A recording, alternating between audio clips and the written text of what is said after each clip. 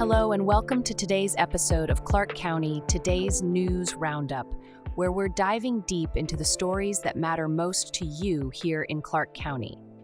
We start with breaking news that has rocked our community. A tragic shooting at Vancouver Mall. This incident left one person dead and two others injured, raising immediate concerns about public safety in our local spaces. Vancouver police are actively investigating the shooting, urging witnesses to come forward with any information. This tragic event has renewed discussions about security in public areas and how to keep our community safe. We'll keep you updated as new information emerges. In other news, heightened concerns over ballot box security and voter transparency have people asking whether current measures are enough.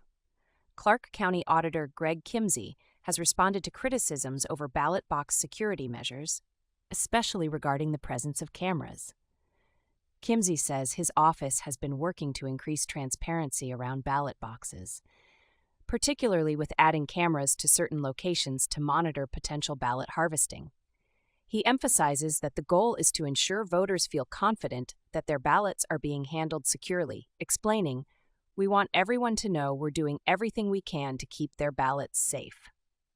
So with concerns about ballot security, how are local officials working to address these worries? Several community members recently shared their thoughts on ballot box security as they dropped off their ballots. Some expressed confidence in the current system, while others questioned if more could be done. One voter remarked, "I'm not sure cameras alone are enough to make sure everything's on the up and up," adding that he'd like to see an increased security presence. This brings up the question, will Clark County bolster security to make voters feel more secure? To address these concerns, Clark County announced an enhanced security presence around drop boxes in the lead-up to Election Day. The increased patrols are intended to ensure that voters feel safe and confident while casting their ballots. According to the county, the additional security will remain in place through November to provide an extra layer of reassurance. Given these changes, is this enough to build trust among all voters? In fact, the county has been on heightened alert due to several recent ballot box incidents.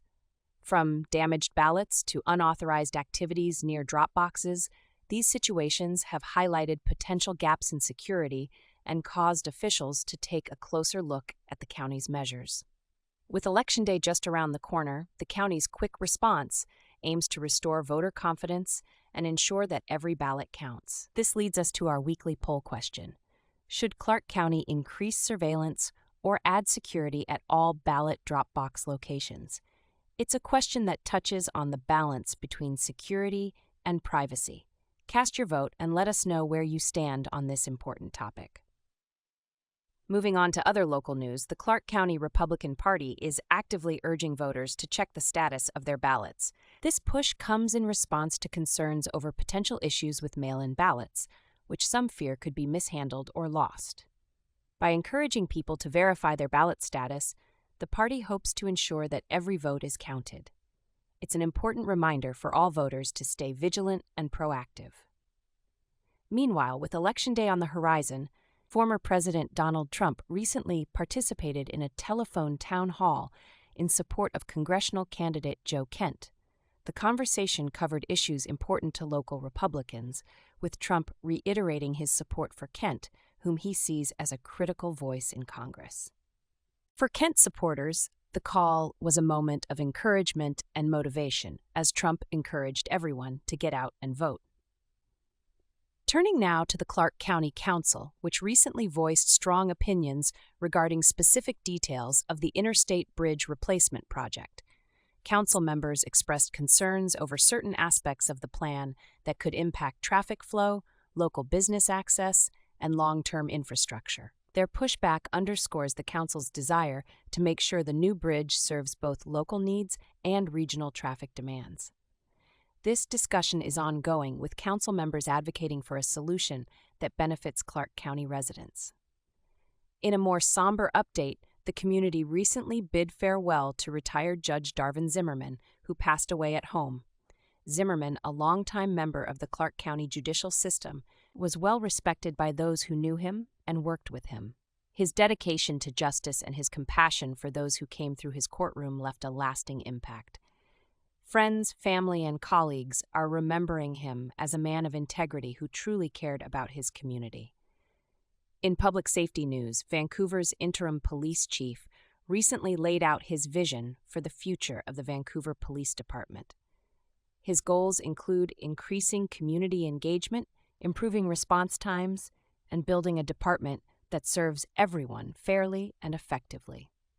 Community leaders are watching closely to see how his ideas will shape the department moving forward. It's a challenging role, but one that he says he is prepared to handle with the full support of his officers and the city. And finally, Patriots United will soon host the Freedom and Liberty Will Prevail event, a gathering aimed at uniting the community around shared values of freedom and patriotism. Attendees will hear from several speakers about the importance of protecting individual liberties and upholding constitutional rights. It promises to be an inspiring event, sparking conversations about the meaning of freedom in today's world. That's a wrap on today's stories. We want to hear from you. So don't forget to vote in our weekly poll question on whether Clark County should increase surveillance or add security at all ballot drop box locations. Head over to clarkcountytoday.com to check it out, and while you're there, feel free to submit a letter to the editor at ken.v@clarkcountytoday.com to share your thoughts on any of the stories covered today. Thanks for tuning in, have a fantastic weekend, and remember to keep up with all your local news at clarkcountytoday.com.